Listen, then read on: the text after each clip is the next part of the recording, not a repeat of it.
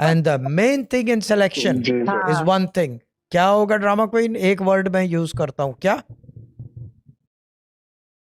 शाह साहब, जो सेलेक्ट होंगे लोग उनका, हाँ, उसका भले वो I don't care American group हो, वो हो, if people want to pay for that they will have to contact Gauhar भाई, या क्या कहते हैं उसे, गौर भाई, सिस्टर ज़ारा.